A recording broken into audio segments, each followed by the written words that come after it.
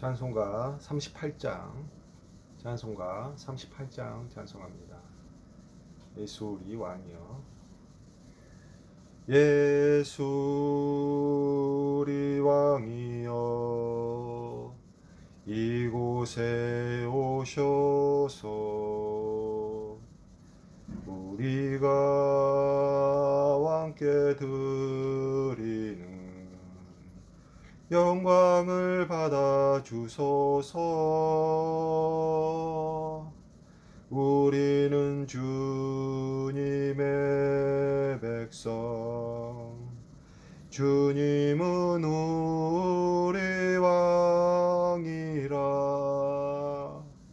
왕이신 예수님 오셔서 좌정하사 다스리소서.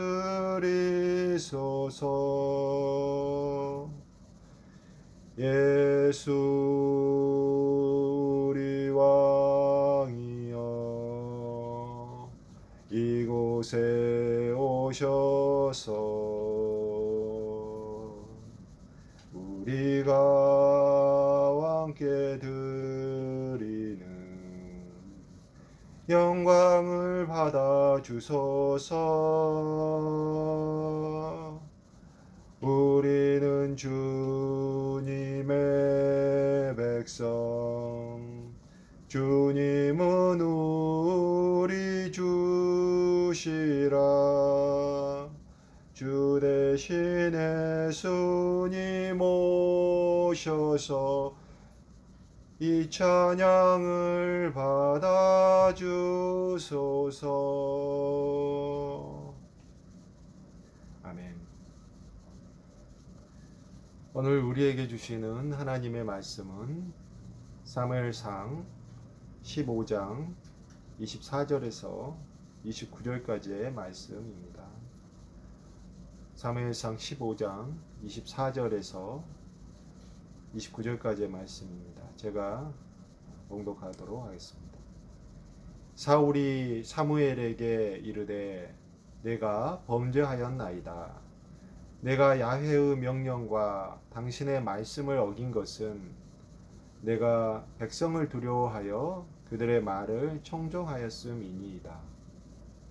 정하건대 지금 내 죄를 사하고 나와 함께 돌아가서 나로 하여금 야훼께 경배하게 하소서 하니 사무엘이 사울에게 이르되 나는 왕과 함께 돌아가지 아니하리니 이는 왕이 야훼의 말씀을 버렸으므로 야훼께서 왕을 버려 이스라엘 왕이 되지 못하게 하셨음이니이다 하고 사무엘이 가려고 돌아설 때 사울이 그의 겉옷자락을 붙잡음에 찢어진지라.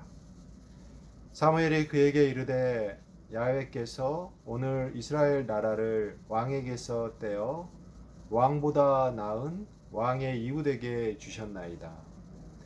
이스라엘의 지존자는 거짓이나 변개함이 없으시니 그는 사람이 아니심으로 결코 변개하지 않으심이니이다 하니. 아멘. 오늘 말씀은 사울의 거짓된 회개와 하나님의 거짓과 변개가 없으신 성품에 대하여 말씀하고 있습니다.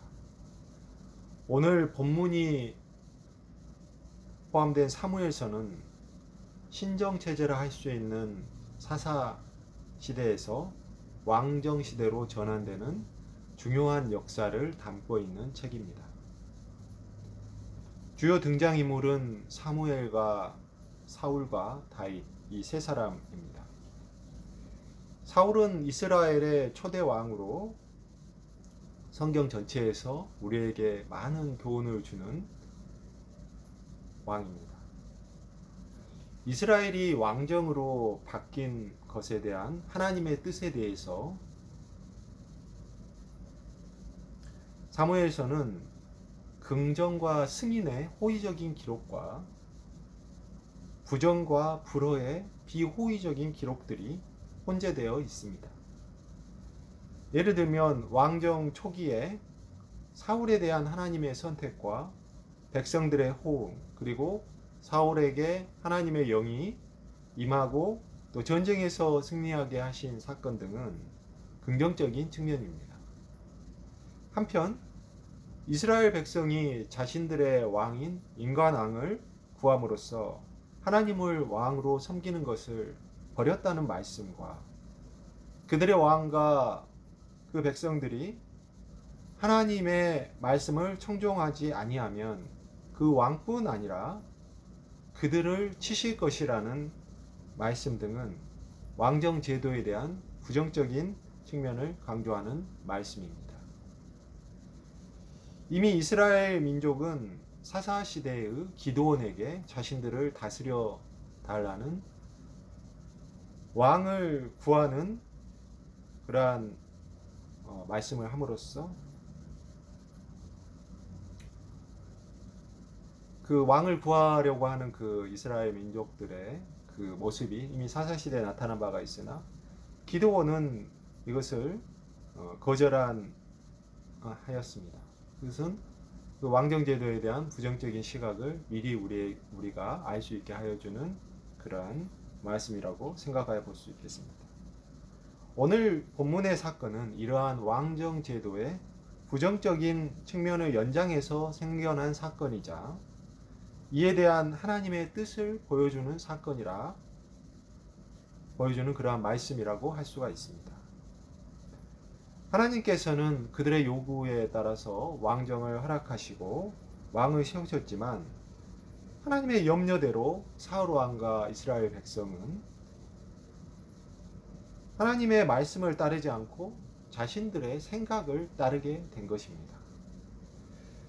하나님을 보지 않고 인간을 바라보게 된 것입니다. 오늘 본문 25절에서 사울이 하나님의 말씀을 따르지 않은 것을 회개하면서 그 이유가 백성들의 말을 청종하였기 때문이라고 이렇게 말하는 장면이 나옵니다. 그것은 일말의 진실은 담고 있을 것입니다. 왕이 되고 왕으로 살아보니 왕위를 유지하기 위해서 아말렉 족속과 전쟁한 후에 하나님의 명령대로 모두 멸하지 않고 백성들이 좋아하고 갖고 싶어하는 소와 양의 기름진 것 그리고 좋아 보이는 것들은 불태워 없애버리지 못하고 또한 어떤 연유인지 아각 왕을 죽이지 않고 살려둔 것입니다. 같은 왕으로서의 존중감이 있을 수 있지 모르겠습니다. 그렇다면 그 또한 왕인 자신에 대한 사랑에서 연유한 것이죠. 이것은 히브리어로 케렘이라고 하는 하나님의 전멸 명령을 어긴 것입니다. 케렘의 의미는 그 잔혹함에 있는 것이 아니라 하나님 외에 마음을 빼앗길 것들을 미리 없애게 하시려는 하나님의 언약을 중시하시는 그 성품과 신실함과 이와 대비해서 부패한 본성 때문에 좋은 것들 앞에서 마음을 빼앗기고 스스로는 어찌하지 못하는 이스라엘 백성들을 그 연약함으로부터 그리고 그 악한 것들로부터 보호하시려는 그 하나님의 긍휼함의 그 진정한 의미가 있는 것입니다.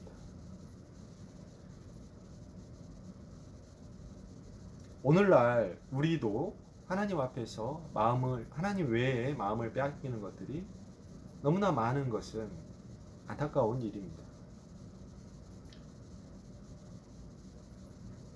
그런데 본문 25절에서 백성들에게 청종하였기 때문이라고 이렇게 말하는 사울의 본심은 무엇일까요?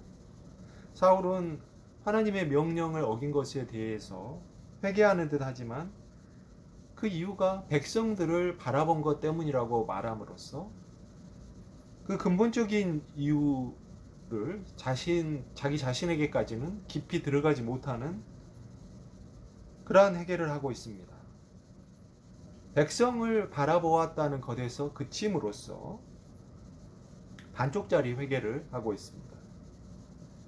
그 원인을 자신에게까지 내려가지 못함으로써 백성을 바라보았다라는 것이 핑계나 변명으로 그침을 알 수가 있습니다.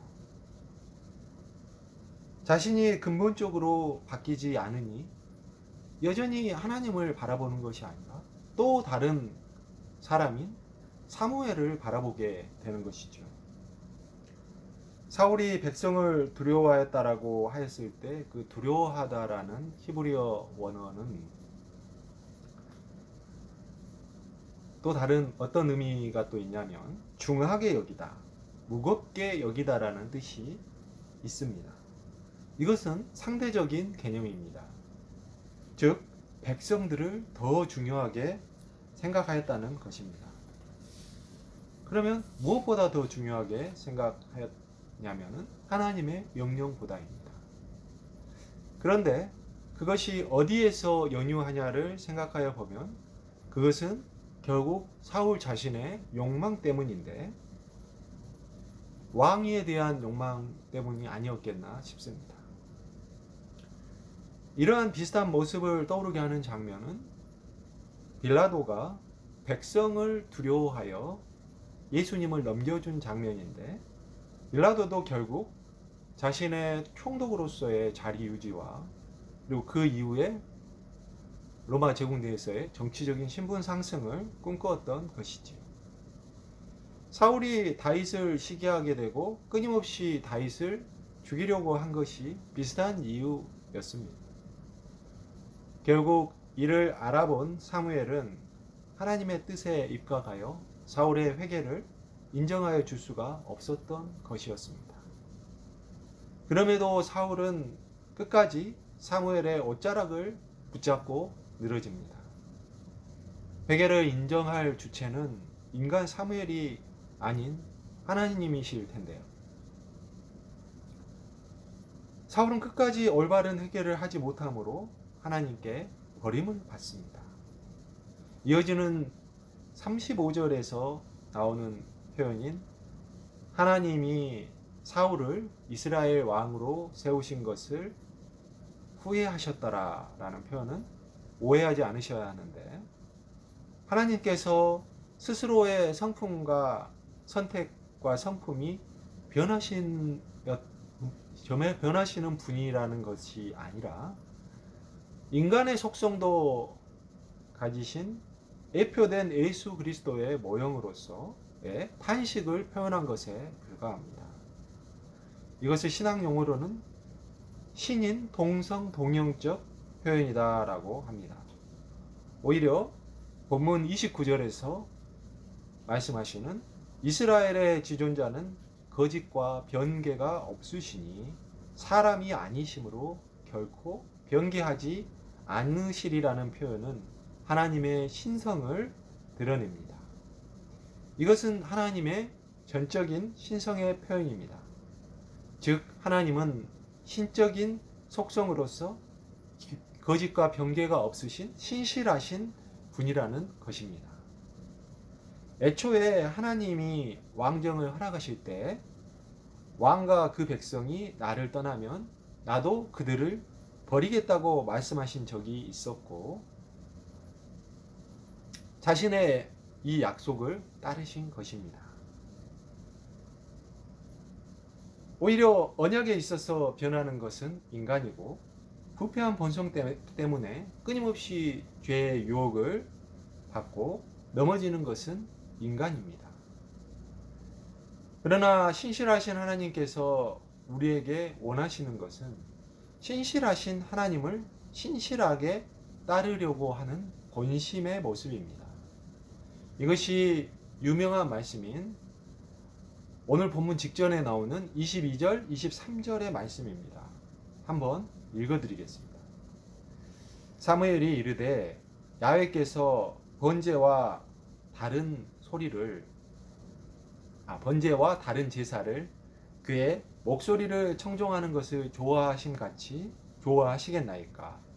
순종이 제사보다 낫고 듣는 것이 순양의 기름보다 나으니 이를 거역하는 것은 점치는 죄와 같고 완고한 것은 사신 우상에게 절하는 죄와 같으니라. 왕이 야훼의 말씀을 버렸으므로 야훼께서도 왕을 버려 왕이 되지 못하게 하셨나이다 하니 아멘. 이 말씀은 오늘의 우리에게도 동일하게 적용되는 말씀입니다. 우리가 예배를 하나의 종교 행위로서 하는 것은 사실 하나님께서 별 의미를 두지 않으시는 것입니다. 하나님의 말씀과 세미한 음성을 청종하는 것이 예배를 형식적으로 드리는 것보다 낫습니다. 예배를 형식으로 자신의 욕망을 위해서 하는 것은 점치는 것과 같고, 완고한 마음으로 예배하는 것은 우상에게 절하는 죄와 같다고 말씀합니다. 결국 예배의 형식보다 내용이, 외형보다 본심이, 그리고 본심 중에도 예배를 통하여 의를 주장함보다 통회와 깊은 회개와 하나님의 뜻을 구하고 하나님의 음성을 청종함이 중요하다는 것입니다. 그러나 이것이 또한 쉽지만은 않습니다. 예배 자리에서의 형식과 내면은 상당한 긴장 관계에 있고, 그것은 서로에게 작용하는 측면이 있습니다. 다만 우리는 로마서 12장 1절의 말씀, 하나님의 긍휼하심에 의지하여 우리의 몸을 거룩한 산 제사로 드리는 전인격적인 전적인 삶의 예배를 드리는 것이 하나님께서 기뻐하시는 영적 예배라고 믿어야 할 것입니다. 이러한 영적 예배를 위하여 항상 하나님을 바라보고 하나님께 모든 영광을 올려드리고 하나님의 전적인 주권을 인정함으로써 어두운 곳에서 이렇게 하나님께서 불러내셔서 그의 기이한 빛에 들어가게 하신 하나님의 소유가 된 그의 백성이 되시기를 주님의 이름으로 축복합니다. 오늘 말씀을 한번 생각해 보시면서 함께 기도드리겠습니다. 사랑하는 주님, 오늘 사울을 버리는 그 왕으로 하나님께서 세우신 사울을 세우신 것을 후회하며 버리시는 하나님의 그 말씀을 저희가 받으면서 그 말씀의 뜻이 무엇인지를 깨닫게 해주시니 감사합니다. 하나님께서는 거짓과 변개가 없으신 거룩하신 신실하신 하나님이시지만 저희들은 사단의 미혹에 넘어간 부패한 존재들로 인하여 끊임없이 죄의 유혹을 받고 저희가 넘어지는 정말 연약한 인간들이고, 그러나 하나님께서 이렇게 원하시는 것은 저희의 순양의 기름 그리고 그 형식적으로 드리는 제사가 아니라 그 내면에서 진정으로 하나님의 세미한 음성을 청정하고자 하는 그러한 순종, 그것이 하나님께서 기뻐하시는 저희의 진정한 거룩한 영적 예배라는 것을 저희가 깨닫게 해주시니 감사합니다. 오늘날에도 저희의 이러한 모습은 사실 변한 것이 없습니다. 저희는 그 예배의 자리에 나아가지만 그것을 형식으로 드리는 일들이 많고, 그곳에서 오히려 점치는 죄와 같이 저희들의 욕망을 위해서 하나님께 구하고, 그리고 또 사실 우상을 섬기는 것과 같이 완고한 마음을 가지고서 하나님께 이렇게 나아가기도 합니다. 물론 저희들이 정말 그 사단의 악한 공격들로부터 정말 그 마음이 너무나 깨지고 그 영혼이 공고할 때가 많이 있어서 그것을 하나님께 아뢰고, 또 정말 통탄함으로 하나님께 모든 그 원수와 이것들을 그 하나님께 구하고 구할 때도 있습니다. 그러나 그것은 하나님께서 하실 일이고 저희의 주권이 아님을 또한 저희가 고백을 합니다. 하나님, 저희들의 마음이 오직 하나님께만 향하고 하나님께서 모든 것을 하실 것이라는 그 주권을 인정함으로 저희가 진정으로 주님의 소유가 된 백성이 되기를 간절히 구하오니, 그것이 사울과 저희가 다를 바가 뭐가 있겠습니까? 하나님, 그러나 예수 그리스도의 보혈로 하나님의 그 긍휼하신 큰 사랑으로 저희를 이렇게 변화시키고 가고 계시는 그 하나님의 신실하신 그 약속의 그 언약을 저희가 믿고 의뢰하오니 하나님께서 예수 그리스도의 보혈로 그 능력으로 역사하여 저희를 예수 그리스도로 옷입게 하여 주시기를, 오늘도 눈물 흘리시면서 저희를 위해서 중보하고 탄식하고 계시는 살아계신 예수 그리스도의 이름으로 간절히 기도드렸습니다.